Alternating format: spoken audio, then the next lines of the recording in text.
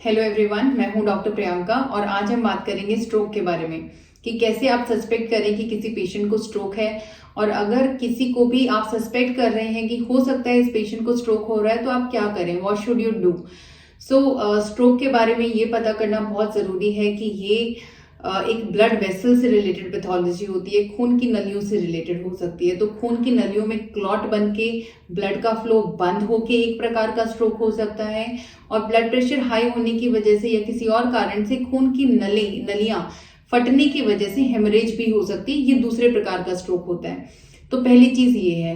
दूसरी चीज, इसके मोस्ट कॉमन सिम्टम्स क्या होते हैं, तो कौन से सिम्टम्स हो जिससे कि आपको लगे कि हाँ इस पेशेंट को स्ट्रोक हो रहा है। तो पहली चीज है वीकनेस, सडन ऑनसेट। स्ट्रोक हमेशा सडन ऑनसेट होता है। ऑनसेट बहुत जरूरी है कि शुरुआत कैसे हुई। कभी भी धीरे धीरे शुरुआत होना, प्रोग्रेस करने वाली चीज स्ट्रोक नहीं हो सकती। Stroke is always sudden onset.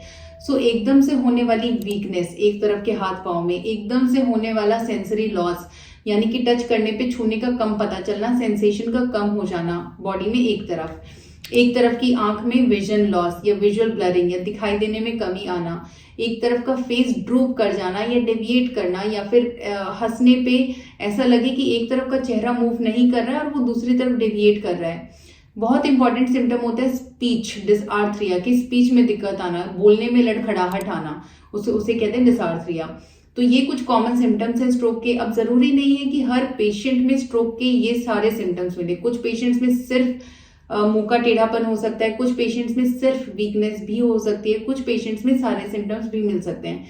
Haemorrhage के पेशेंट्स में इसके अलावा सर में दर्द होना, उल्टी होना और साथ में बेहोशी यानी कि लॉस ऑफ कॉन्शियसनेस भी हो सकता है। तो ये कुछ सिम्टम्स हैं जिनसे कि आप सस्पेक्ट कर सकते हो। अब अगर स्ट्रोक आपने सस्पेक्ट किया है तो आप क्या करोगे। तो ये बहुत इंपॉर्टेंट चीज है कि stroke is very much time sensitive.